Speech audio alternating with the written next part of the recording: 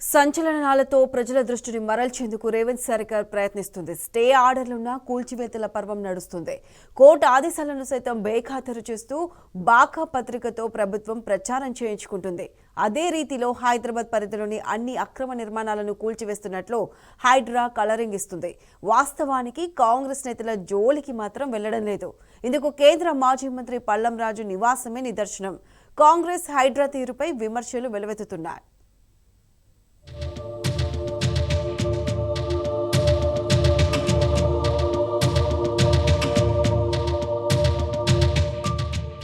ప్రభుత్వం అధికార యంత్రాంగం కక్షపూరితంగా వ్యవహరించినప్పుడు సామాన్యుడికి దిక్కయ్యేది న్యాయస్థానాలే.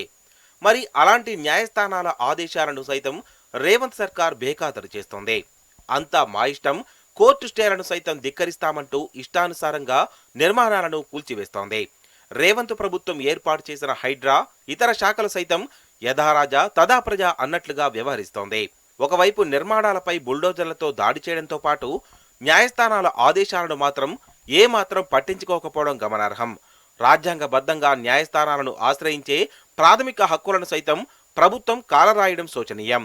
అయితే రాష్ట్ర సర్కార్ హైకోర్టు ఆదేశాలను పరిగణలోకి తీసుకోకుండా ముందుకు పోవడం ఆశ్చర్యాన్ని కలిగిస్తోంది. సామాన్యుడు కోర్టు తలుపులను తట్టడమే నేరంగా ఆ దారులు మూసివేస్తామన్నట్టు హైడ్రా ప్రభుత్వ వైఖరి ఉండడం విపరీత పరిణామాలకు దారితీస్తుందని పలువురు హెచ్చరిస్తున్నారు.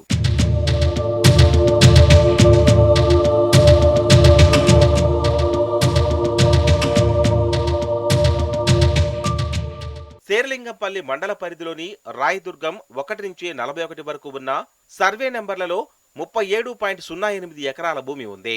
ఇది హైదరాబాద్ టెన్నరీస్ కు చెందినదని, దాని పూర్తి హక్కులు తమ వంశపారపర్యంగా వస్తున్నాయంటూ కొన్ని కుటుంబాలు ఇక్కడ ఇండ్లు కట్టుకొని ఉంటున్నారు. ఈ వ్యవహారం హైకోర్టు పరిధిలో ఉంది. హైకోర్టు కూడా స్టే కొనసాగుతోంది. కానీ ఇవేమీ పట్టించుకోకుండా గత నెల 26 తెల్లవారుజామున ఉదయం 5 గంటలకు జిహెచ్ఎంసీ, రెవెన్యూ, లిడ్ క్యాబ్, టీఎస్ఐఏసీ అధికారులు సుమారు 100 మంది పోలీసు బలగాల మోహరింపుతో 3 కుటుంబాలను నిర్బంధించి బుల్డోజర్లతో ఇండ్లను నేలమట్టం చేశారు. దీంతో ఆ కుటుంబాలు కట్టుబట్టలతో వీధిన పడ్డాయి.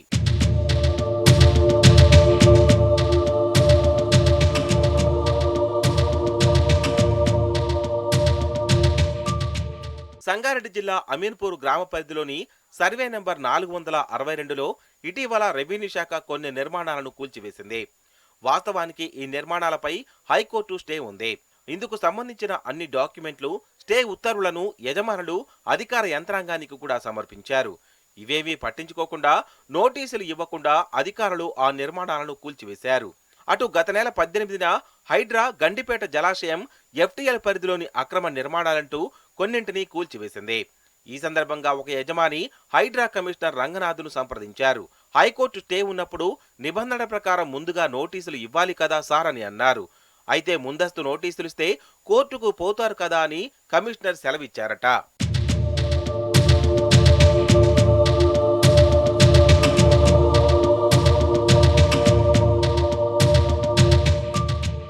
హైదరాబాదు పరిధిలో చెరువులు కాలగర్భంలో కలిశాయంటే అది సమైక్య పాలకుల పుణ్యమే.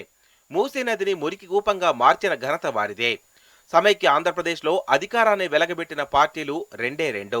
సుదీర్ఘకాలం కాంగ్రెస్ పాలిస్తే మిగిలిన కాలం తెలుగుదేశం పార్టీనే. ప్రస్తుతం కాంగ్రెస్ ప్రభుత్వం ఎఫ్టీఎల్, బఫర్ జోన్లలో నిర్మాణాలన్నీ గత 5 ఏళ్లలోనే వెలిసినట్లు ప్రజలను మభ్యపెట్టే ప్రయత్నం చేస్తోంది. రాజకీయ కోణంలోనే హైడ్రాను ఏర్పాటు చేశారన్న విమర్శలకు కొన్ని ఘటనలు బలాన్ని చేకూరుస్తున్నాయి. ఒక విధానమంటూ లేకపోవడం హైడ్రా లక్ష్యంపై అనుమానాలు కలిగిస్తున్నాయి.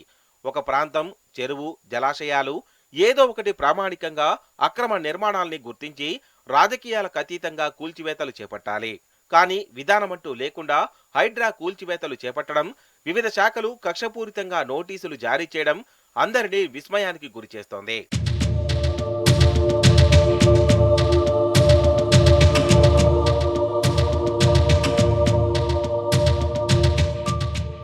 అధికారంలో ఉంటే ఓ మాట, అధికారంలో లేకపోతే మరో మాట.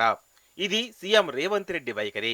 ఆంధ్రజ్యోతి ఎండీ రాధాకృష్ణకు ఇచ్చిన ఇంటర్వ్యూలో రేవంత్ బీఆర్ఎస్ ప్రభుత్వంలో అక్రమ నిర్మాణాల కూల్చివేతలన్నీ తప్పుబడుతూ పలు వ్యాఖ్యలు చేశారు. క్రమబద్ధీకరణ చేయొచ్చు కదా అని ఉచిత సలహా ఇచ్చారు. రాధాకృష్ణ సైతం అందుకు వంత పాడారు. కానీ ఇప్పుడు అధికారంలోకి వచ్చిన తర్వాత ఆ నీతులు, ఉచిత సలహాలను రేవంత్ విస్మరించడం గమనార్హం. మరి ఇప్పుడు రేవంత్ ప్రభుత్వం కూల్చివేతలకు పాల్పడకుండా క్రమబద్ధీకరణ విధానాన్ని అవలంబించవచ్చు కదా అని సామాజిక మాధ్యమాల్లో నెటిజన్లు ప్రశ్నిస్తున్నారు.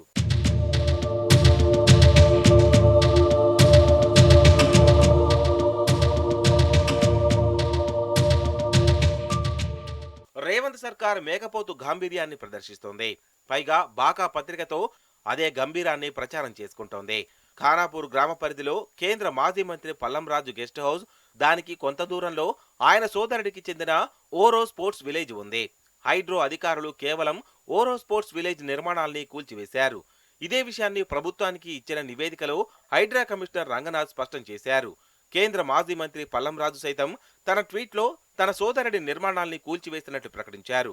కానీ సీఎం రేవంత్ రెడ్డి, కొందరు మంత్రులు మాత్రం పల్లంరాజు గెస్ట్ హౌస్ ను కూల్చివేసినట్లుగా చెప్తున్నారు. వాస్తవానికి హైడ్రా అక్కడికి వెళ్లిన సమయంలో పల్లంరాజు ఢిల్లీ నుంచి ఫోన్ చేయించి తన నిర్మాణాన్ని కూల్చివేయకుండా ఆపించినట్లు ప్రచారం జరిగింది. అయినా పల్లం నిర్మాణాన్ని కూల్చివేసినట్లు రేవంత్ రెడ్డి చెప్పుకోవడం విడ్డూరం. ఇప్పటికీ ఆయన నిర్మాణం నిక్షేపంగా అక్కడే ఉంది. రేవంత్ బాకా పత్రిక ఆంధ్రజ్యోతిలోనూ పదే పదే పల్లంరాజు నిర్మాణాన్ని కూల్చివేసినట్లు ప్రచారం చేస్తున్నారు.